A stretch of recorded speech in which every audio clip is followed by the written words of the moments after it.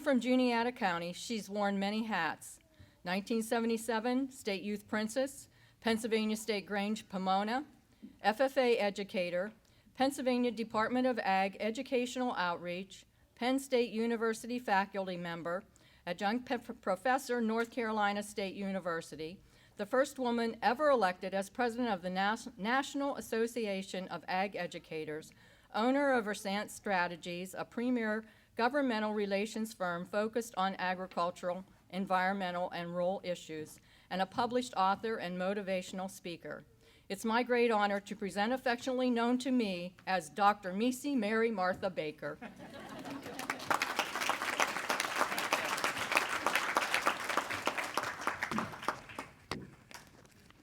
I think I'll just hold this. And with all of that, I would like to say the most important thing I probably am today is Libby's mom. So my daughter Lib is here. And along with that, I'd like to say I'm Krista's teacher. So we have the national, of course, Teacher of the Year winner. And what really had me choked up and in tears is my friend Carlin McClure, who came here in secret. And Carlin is, my family has passed about 15 years ago. Tomorrow my mom will be gone, and my dad was gone 14 years ago this weekend. Carlin's always there when I need a shoulder to lean on. So Carlin, thank you.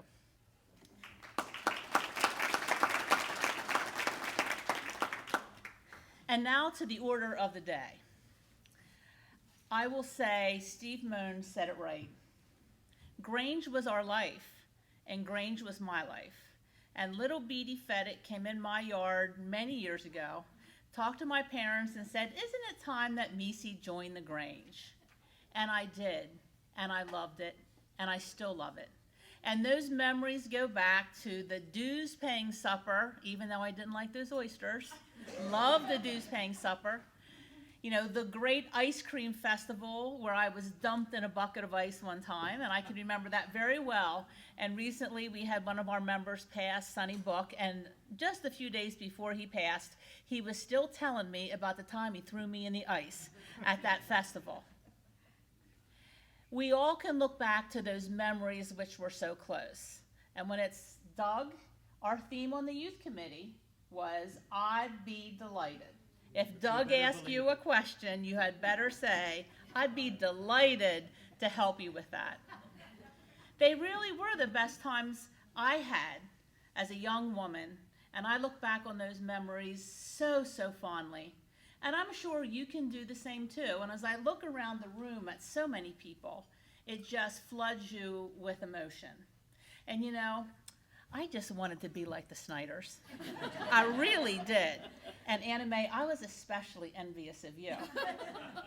And I can remember one of the things that I wanted to be able to do so much was to be able to memorize that code book. Because, you know, Anna Mae had that thing down like this.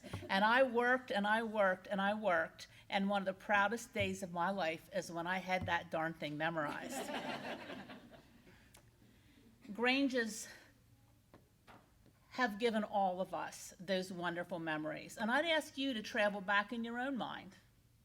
And although there were the events, it's really the people that we remember and understand.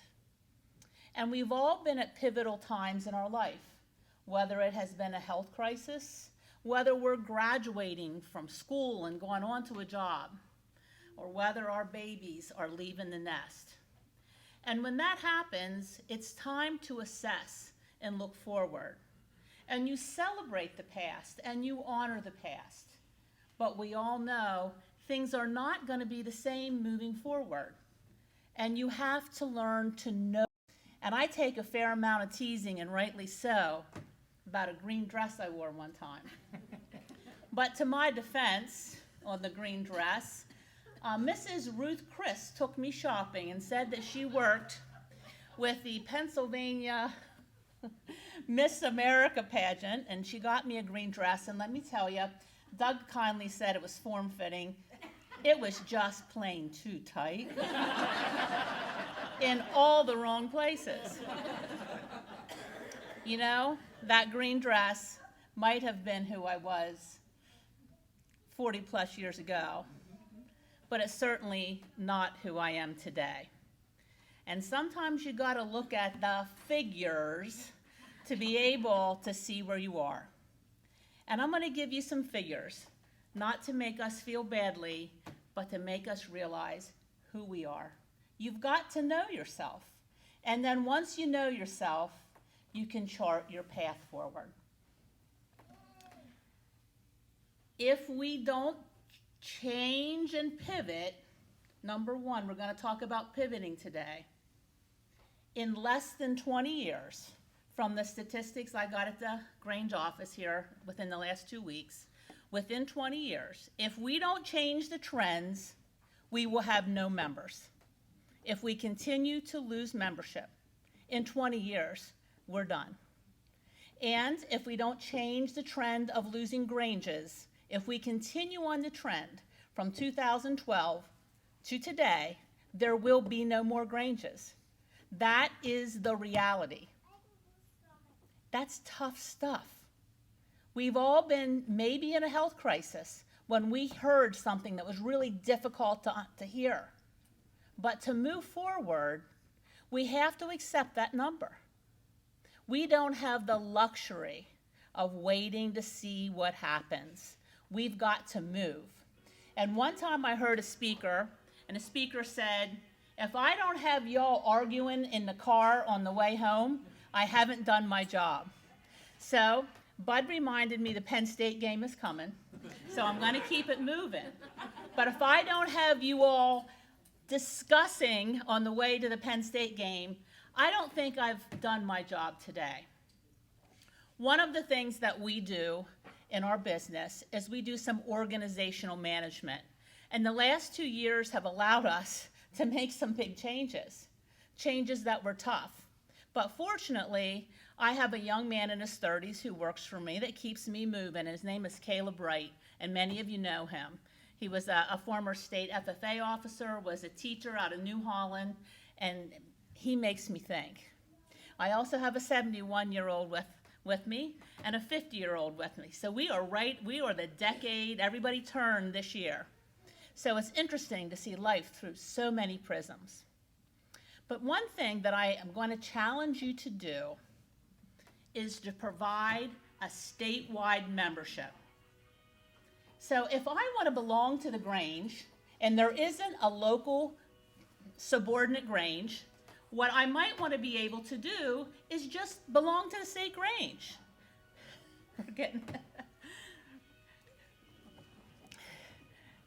I've got a little background music as I move on. And let me tell you how this could possibly work. Nobody's going to worry about whether they can vote at the state convention or not. But if you had a statewide membership that I could pay whatever it is, and I just want to be supportive, or maybe I just want to help in some way, but folks don't like to go to meetings today as much. It's just the way life is. They don't want to be in a Grange Hall perhaps on the second and fourth Thursday of every month. Now, along with that, providing a statewide membership, and we did this with an organization, and our membership grew. And it was kind of an organization that was a little tired. And they had their defined regions, and it was the pest management folks. And let me tell you, they don't turn on a dime. They take forever to make a change. But we got a couple young folks in the president and vice president positions, and they forced us old folks to make some changes. Man, their membership really grew. And they're not worried about whether they're here or there or here. Now, this is the key to it. They purchased a membership management software package. I'm going to guess we don't use one, right? Okay. There's a couple different ones, and I really didn't know. One called Members Clicks, one is called Wild Apricot. You put everybody's name in there. Now, I'm going to suggest that you let all of the dues be collected at the state level, and then you report it back to the locals, what they are. It takes a while to load everybody in there because you have 5,000 plus members. One of our groups has over 2,000. But once we got everybody loaded into the system, and some people I know do not use email, but most people do today. You can still send things out. But I'm going to give you just some ideas. You have your statewide member. They want to feel good about being in the Grange. Here is an idea, and I know what we are today. We are the premier rural service organization in the Commonwealth of Pennsylvania, bar none. That's who we are. So let's just say, with all of our statewide members and our local members, we're going to have the First Friday Food Frenzy. First Friday Food Frenzy. And we're going to invite everybody. Join us in our service. Maybe you're going to just drop off a meal to the family next door that has 4 children and they don't have time to turn around. Or maybe you're going to take something into the local food pantry or that little pantry that's by the church. Or maybe you're going to ask somebody out to lunch that just needs a break. First Friday Food Frenzy, something quick and easy. And you know what? If you want to, send our pictures back. Let's celebrate it. Let's put a press release out. And let's get everybody else in the state. Join the Pennsylvania Grange. Let's bring people together because we are a rural service organization who brings people together. That's who we are today. Let's have people join with us. I did not know if I still belonged to the Grange because I never got my dues invoice for the better part of 2 years. And I finally did, and you know, the woman had some health problems. I just didn't know what to do. Caleb would join the Grange in a heartbeat if he could just send a check in. So this is what we do in the membership management software package, and they have a rolling membership. You send it, it automatically sends out your dues invoice. You pick your phone up, you put your information in, you pay right there, it goes immediately into the bank. Bingo. And guess what? Besides the membership increasing in the group, during a pandemic, the money went up as well. And then in 15 days, when you don't pay, Krista, you don't pay in 15 days, we're sending you another really nicely worded note. And we don't even have to do anything. It's already programmed in there. Boom, it goes out again. And then if you are like one of our Amish members, we package it up and we do it by hand. Provide a statewide membership option for folks. I think you could, maybe I live out of state and I just want to participate. Maybe I want to be part of First Friday Food Frenzy. Or maybe you have somebody like Lib who starts Wine Wednesdays. Maybe we're going to hop on there and just talk for 45 minutes. The socialization. I think that is one very specific thing you could do to increase your membership and to do what you do best, lift people up. Community service is what the Grange is all about. It's building rural Pennsylvania. And when you do that and you're working with other people, you're not only lifting up the community at large, but you're lifting up the individuals as well. And now my second thing is probably going to be less popular. Not that the first one's going to be 100% popular. But you know, whenever you're given bad news as a teenager, you might want to say something like this. Well, I washed your car, Dad, and I did this and that, and then you slipped the bad news in the middle. And then I dented your car, and then I filled your car up with gas. I'm slipping this one in the middle. Because I think you're going to be uncomfortable, and Bill Steele, you are going to be at the middle of this story. And I have permission from your lobbyist, Carrie, to give this part of the speech.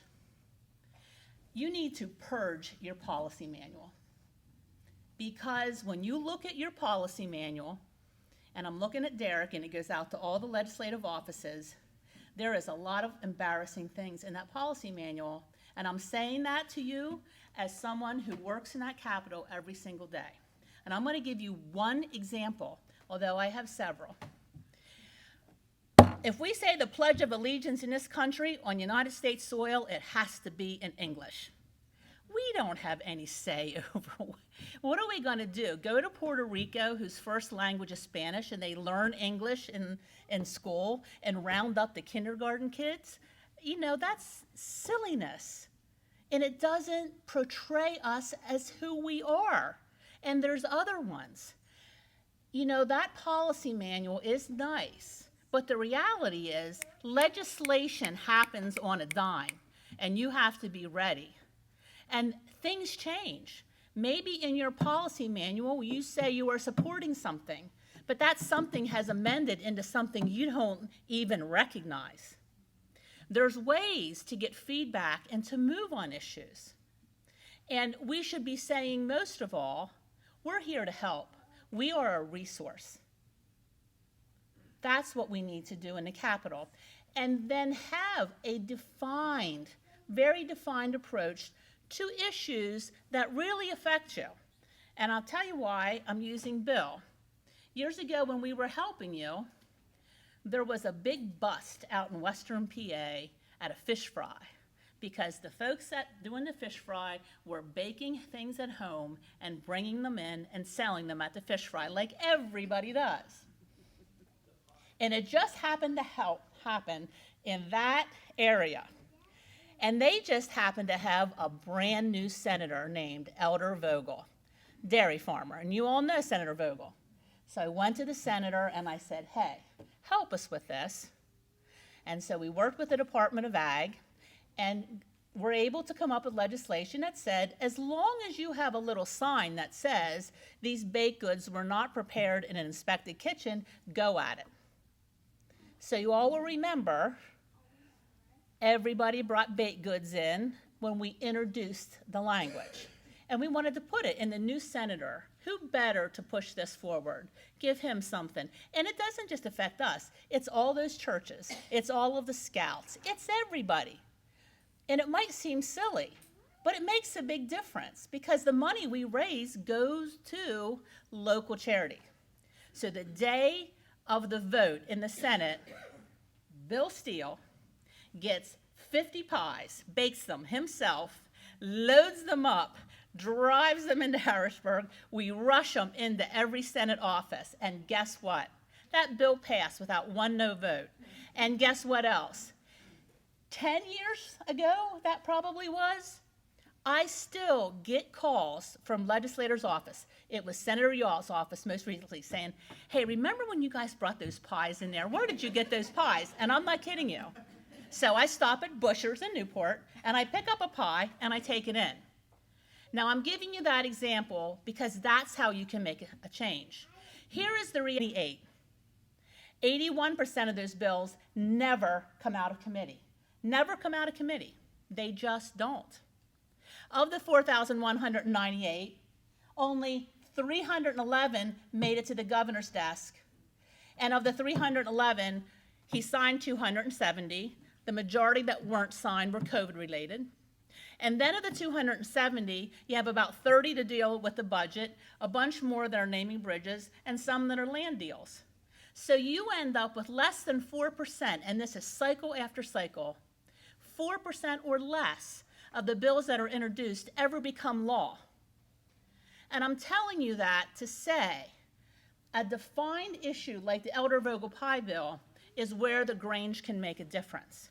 But having that policy manual that has crazy things in there and you're emailing it out to staff who look at it and go, really? Really? That is the one thing that you could do to change the image of the Grange in Harrisburg. Now back to the other thing. Something good now. What Grange does best, I think, is partner. And you partner with organizations, and we've read some of those in your booklet today. And I want to give a good example that I think was very helpful in Perry County. A few years back, a friend and I, who have benefited greatly from 4-H, I always say, a couple things changed my life. Grange changed my life. And Ed Brummer changed my life when he gave me a little Berkshire hog, and I joined 4-H. I didn't do so well in those home economic ones. Although I see my mentor, Jane Marhefka, who is well into her 90s and is in a nursing home, and we still talk about, you know, that white ribbon on those washcloth slippers, which didn't fit my feet anyway because they're so big.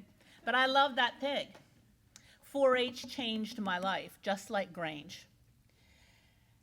My friend and I decided that we were going to try to pay for all the 4-Hers in Juniata County pay their dues. Who knew? I didn't even know that you had to pay dues to be in 4-H.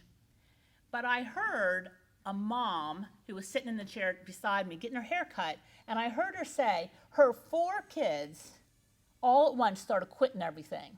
They weren't going to be in sports. They weren't going to be in 4-H. And it was breaking her heart. And then they finally buckled and said, Mom, we heard you say you and Dad can't afford things. We're not joining because of that.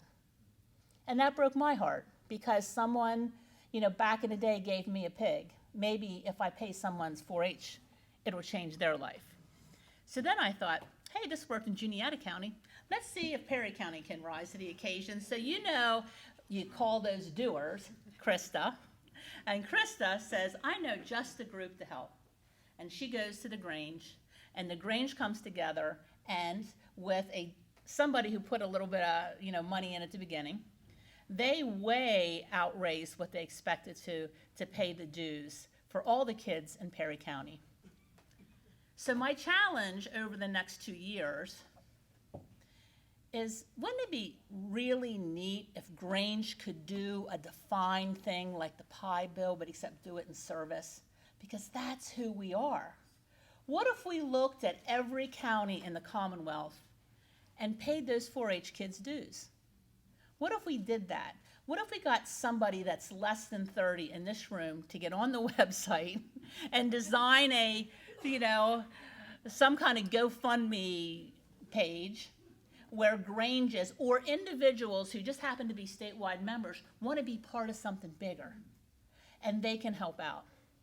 Wouldn't that be neat in 2023 to say Pennsylvania Grange is lifting up rural kids, and we're doing what we do best, because who we are is a rural service organization.